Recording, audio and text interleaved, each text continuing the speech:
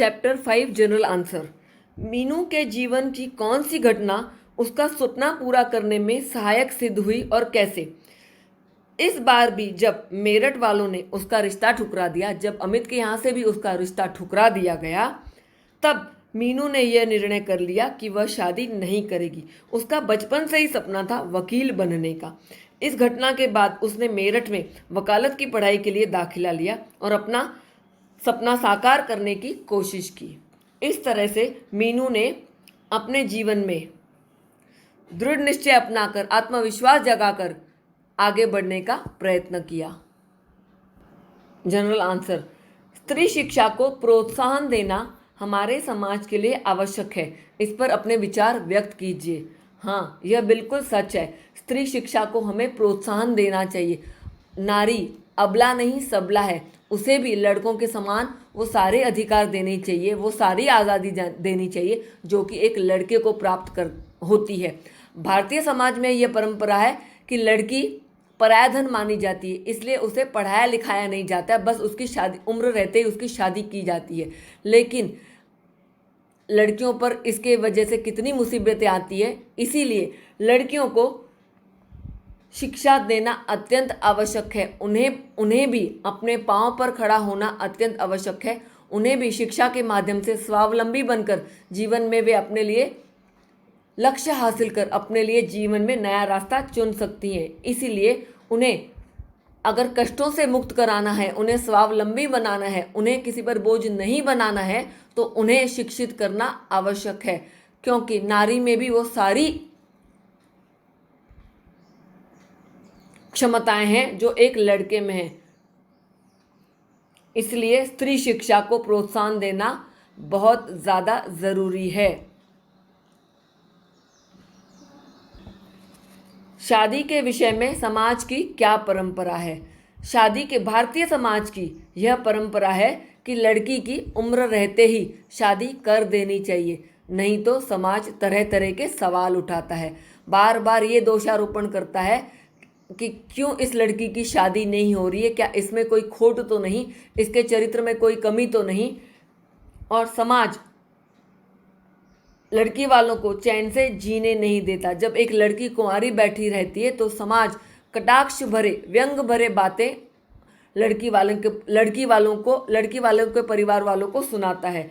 इसलिए भारतीय समाज की यह परंपरा है कि समय रहते ही शादी कर देनी चाहिए। बदलते हुए समय के अनुसार पुराने रूढ़िवादी रिवाजों में भी परिवर्तन आवश्यक है। इस विषय पर अपने विचार व्यक्त कीजिए। हाँ, बदलते हुए समय के अनुसार पुराने रूढ़िवादी रिवाजों में भी परिवर्तन आवश्यक है। जब ये रूढ़िवादी रिवाज बनाए गए थे तब उस समय ये समय की मांग थी, लेकिन जब समय बदलता है, जब आधुनिकता का दौर आता है, तब हमें भी पुराने रीति रिवाजों को छोड़कर नएपन को अपनाना चाहिए, आधुनिक विचारों को अपनाना चाहिए। जैसे लड़की को पहले पढ़ाना गलत माना जाता था, परंतु आज के बदलते समय में लड़कियों को भी शिक्षित करना चाहिए ताकि वे स्वावलंबी बन सके। और शादी के रीति रिवाज भी बदलने चाहिए। बड़ी बेटी के रहते छोटी बेटी की शादी ना हो, ये भी गलत धारणा है। रीति रिवाज ऐसे हों जो माहौल में खुशियां पैदा करे, ना कि माहौल को तनावग्रस्त कर दे। रीति रिवाज ऐसे हों जो मनुष्य को सुख और शांति प्रदान करे, ना कि उनको और उलझनों में डाले। बदलते हुए समय के अनुसार हमें भी अपने विचारों में परिवर्तन लाना चाहिए। रूढ़िवादी विचारों को छोड़कर आधुनिकता को, समय के मांग को अपनाते हुए आगे बढ़ना चाहिए। विदाई का समय लड़की के लिए कष्टदायक क्यों होता है? माता पिता के लिए भी ये समय कष्टदायक होता है, स्पष्ट कीजिए। सच में जब लड़की की विदाई होती है तो ना केवल लड़की पर उसके माता पिता भी बहुत ज़्यादा दुखी हो जाते हैं, क्योंकि जो लड़की बचपन से अपने माता पिता के साथ उनके प्यार से, उनके दुलार से पलती है, बढ़ती है, बड़ी होती है, जिस घर को वो अपना मानती है, शादी होते ही, विदाई होते ही उस क्षण को वो घर उसके लिए पराया हो जाता है, क्योंकि उसे अपने पति के घर को ही अपनाना होता है। तो विदाई का समय जो है ना सिर्फ लड़की के लिए, उसके माता पिता के लिए भी कष्टदायक होता है। माता पिता भी समझते हैं कि जिस लड़की को वो बड़े प्यार से, स्नेह से, दुलार से बड़ा करते हैं, जिसे वे अपना मानते हैं, लेकिन शादी होते ही उसे परायों के हाथ, अपने पति के घर उसे सौंपना पड़ता है। इसलिए अपनी बेटी को विदा करते हुए माता पिता के लिए भी यह समय बड़ा ही कष्टदायक होता है। Chapter 5 general answer. दे दीप्यमान नक्षत्र बनकर तुम जग को प्रकाशमान कर दो। इस पंक्ति की व्याख्या स्पष्ट कीजिए। जब मीनू वकालत की पढ़ाई के लिए मेरठ जाने की तैयारी करती है, तब माँ उसे आशीर्वाद देती है कि दे दीप्यमान नक्षत्र बनकर तुम जग को प्रकाशमान कर दो। इसका मतलब ये है कि जिस तरह से आकाश में तारे चमकते हैं और अपनी रोशनी से पूरे समाज में रोशनी फैलाते हैं, उसी प्रकार वे मीनू को आशीर्वाद देती हैं कि तुम भी इतनी पढ़ो लिखो, इतना ज्ञान हासिल करो कि अपनी ज्ञान की रोशनी से पूरे समाज में रोशनी फैलाओ। जीवन की सारी खुशियाँ तुम्हारे पास हो, तुम अपने उद्देश्य की प्राप्ति में सफल हो, यही मेरी ईश्वर से प्रार्थना है। यही माँ उसे आशीर्वाद देती है कि तारे की तरह तुम भी चमको, अपने लिए नाम का, अपनी रोशनी के ज्ञान से पूरे समाज को प्रकाशमान कर दो, अपने लिए इतनी ख्याति, इतनी प्रसिद्धि पाओ कि समाज तुम्हें देखता ही रह जाए। पाठ 11 बुआ जी का परिचय। वे दिल्ली से आई हैं। वे दयाराम जी की बहन हैं। बहुत ज़्यादा बोलती थी। वे दकियानुसी विचारों वाली महिला हैं। बिना मांगे वे अपनी सलाह दयाराम जी को दे जाती हैं, जो बीमारी के समय उचित नहीं थी। बीमार व्यक्तियों को की तबीयत की परवाह किए बिना ही किस तरह से उन्हें चिंता में डालना, ये उनका स्वभाव है। General answer. बीमार व्यक्ति के देखने जाते समय हमें किन बातों का विशेष ध्यान रखना चाहिए? बीमार व्यक्ति को जब हम देखने जाते हैं तो हमें इन बातों का ध्यान रखना चाहिए कि बीमार व्यक्ति पहले से ही अपनी परेशानी में है, उसे न जाने कितने कष्ट और पीड़ा है, तो उन्हें हमें और तनाव में नहीं डालना चाहिए। उनसे ऐसी बातें ना करें जिससे उन्हें उनकी मन की चिंता और बढ़े, उनका दुख और पीड़ा और बढ़े। उनसे हल्की फुल्की बातें कर उनका हाल चाल पूछना चाहिए, उनकी कुशल क्षेम पूछनी चाहिए, ना कि उन्हें और भी चिंताग्रस्त करना चाहिए। जिस तरह से बुआ जी अपने भाई की नाजुक हालत में भी, जब उनको दिल का दौरा पड़ा था और उनकी स्थिति इतनी गंभीर थी कि वो मरणासन स्थिति में थे, उसके बावजूद वे इस बात का ख्याल नहीं रखती और अपनी बेटियों की शादी की चिंता की बात करके उन्हें और भी चिंताग्रस्त कर देती हैं, तो ये पूरी तरह से अनुचित है। इसीलिए बीमार व्यक्ति को देखने जाते समय हमें बड़े ही ध्यानपूर्वक उनसे बातें करनी चाहिए, जो कि उनके मन को ठेस ना पहुंचाए, उन्हें तनावग्रस्त या चिंता में ना डाले। General answer. पाठ 13। घर से बाहर रहकर दूसरे लोग ही अपने हो जाते हैं। इस बात की व्याख्या कीजिए। यह बात बिल्कुल सच है। जब हम अपने परिवार वालों से दूर रहते हैं, अपने रिश्तेदारों से दूर रहते हैं, जब हम हॉस्टल पढ़ने जाते हैं या किसी काम से बाहर दूसरे शहरों में रहते हैं, तब जो हमारे आस पड़ोस के जो हमारे साथ काम करते हैं, वे लोग ही हमारे अपने हो जाते हैं। माया ने भी इसका खूब परिचय दिया। सच में जब मीनू बहुत बीमार थी तो उसकी परीक्षा के समय उसकी दिन रात उसकी सेवा की, उसे चाय बनाकर पिलाई, उसके लिए दवा लाई, उसकी पूरी तरह से देखभाल की और इस तरह से उसने पराई होते हुए भी उसने अपनापन दिखाया और वो ही उसकी अपनी साबित हुई, वो ही उसकी माँ के जैसी साबित हुई। यह बात ने सिद्ध कर दिया कि सच में बाहर रहकर ही, जब हम बाहर रहते हैं तो दूसरे लोग ही हमारे अपने हो जाते हैं। उनका स्नेह भरा व्यवहार ही हमें अपना बना लेता है और उन्हीं के साथ हम समय बिताते हैं। General answer. पाठ 11। भारतीय समाज में आज भी लड़के के विवाह की अपेक्षा लड़की के विवाह को लेकर माता पिता ज़्यादा चिंतित हो जाते हैं। पाठ के आधार पर स्पष्ट कीजिए। यह बात बिल्कुल सत्य है। भारतीय समाज में लड़की जैसे ही पैदा होती है उसे पराया धन माना जाता है, क्योंकि लड़की अपने ससुराल में ही शोभा देती है, वह अपने पति के घर को ही अपनाती है। इसलिए माता पिता को जब वो पैदा होती है तो बचपन से ही उसके दहेज की चिंता सताने लगती है, उसके शादी की चिंता सताने लगती है। और लड़कों के लिए इतनी सोच नहीं होती, क्योंकि वो तो अपने साथ ही रहते हैं, पर लड़की जो है वो ससुराल चली जाती है। इसलिए लड़की को पराया मानते हुए समाज की सोच के अनुसार आज भी लड़के के विवाह की अपेक्षा लड़की की ज़्यादा चिंता रहती है। इस पाठ में भी जिस तरह से बुआ जी पिताजी को इस बात से चिंताग्रस्त कर देती हैं कि उनका बेटा रोहित है, उसकी तो कैसे न कैसे शादी हो जाएगी, पर तेरी 2 जवान बेटियां हैं, अगर तुझे कुछ हो गया तो उनकी शादी कौन करवाएगा, समाज में किस तरह से वो अपने आप को स्थापित कर पाएंगी। इसलिए लड़कियों की शादी की चिंता ज़्यादा होती है। ये बुआ जी ने भी दिखा दिया।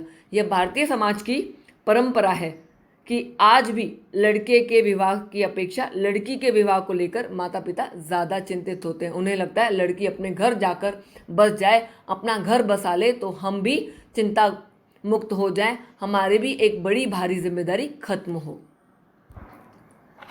पाठ 12 जनरल आंसर। जब अमित और सरिता की शादी की तैयारियां चल रही होती है तो माता जी और मायाराम जी के बीच में कौन ज़्यादा परिपक्व है, ये समझाइए। जब शादी की तैयारियों के बीच बात चल रही होती है तो मायाराम जी ज़्यादा परिपक्वता दिखाते हुए अपनी पत्नी से कहते हैं कि इतना हमें पैसा नहीं खर्च करना चाहिए, इतना सोना भी खर्च नहीं करना चाहिए, जो कि क्योंकि बुढ़ापे में अगर हमारा बेटा और बहू हमारी देखभाल ना करेंगे तो ये जेवर, ये सोना ही हमारा सहारा बनेंगे। इसलिए हमें उतना ही खर्चा करना चाहिए जितनी हमारी हैसियत हो। चादर से ज़्यादा पैर पसारना यह बिल्कुल गलत है। और पिताजी का ये भी कहना है कि अगर हमारे पास जेवर हो, पैसा हो, तो बहू बेटे भी हमारी सेवा करेंगे। कम से कम पैसों और जेवरों के लालच में ही सही, पर वे हमारी देखभाल करेंगे।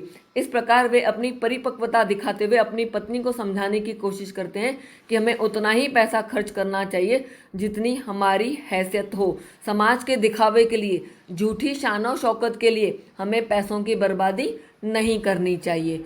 इससे हमें पता चलता है कि मायाराम जी ज़्यादा परिपक्व है और उनकी पत्नी में थोड़ी सी समझ कम है, और वे समाज के दिखावे के लिए ही पैसा खर्च करना चाहती है, ना कि समझदारी दिखाते हुए। धन और संबंधों में क्या बड़ा है और क्यों, पाठ के आधार पर समझाइए। धन तो हाथों की मैल है, कभी है कभी नहीं, पर धन की अपेक्षा संबंध ज़्यादा महत्वपूर्ण है। संबंध हमें एकजुट होकर रखते हैं, उनसे आपसी प्रेम, स्नेह, संवेदनशीलता की भावना बढ़ती है। अगर हमारे संबंध आपस में मजबूत हैं, हम आपस में अच्छी तरह से जुड़े हुए हैं, हम निस्वार्थ भाव से संबंधों को ज़्यादा महत्व देते हैं, तो हम किसी भी मुश्किल का सामना बड़ी आसानी से कर सकते हैं। हमें संबंधों से सहारा मिलता है, हम टूटते नहीं हैं। मुसीबत के समय संबंध ज़्यादा काम आते हैं, ना कि पैसा। इसलिए धन से ज़्यादा संबंध को महत्व देना चाहिए। पाठ 14 लड़के वालों को यह बात क्यों बताई गई कि आशा की बड़ी बहन की अभी शादी नहीं हुई है। विवाह के संबंधों में हर बात का स्पष्टीकरण क्यों आवश्यक है। विवाह के संबंधों में एक दूसरे से कुछ भी छुपाना नहीं चाहिए, क्योंकि आगे चलकर सच्चाई जानकर संबंधों में गलतफहमियां, कड़वाहट पैदा होती है। इसलिए मीनू के घर वालों ने आशा के ससुराल वालों से सब कुछ सच स्पष्टीकरण कर दिया था कि मीनू की अभी शादी नहीं हुई है, क्योंकि वह वकालत की पढ़ाई कर रही है, जिसे पूरा करने में अभी 2 साल बाकी थे, और आगे चलकर कुछ गलतफहमियां पैदा ना हो, मीनू के चरित्र पर कोई सवाल ना उठाए, इसलिए उन्होंने आशा के ससुराल वालों को सब कुछ सच बता दिया था। क्योंकि विवाह के संबंधों में स्पष्टीकरण होना अत्यंत आवश्यक है, नहीं तो आगे चलकर मन में खटास पैदा होती है, दिल में दरारें पैदा होती हैं। इसीलिए स्पष्टीकरण आवश्यक है। पाठ 9 नारी के विषय में मीनू के मन में कौन से प्रश्न उठते और क्यों।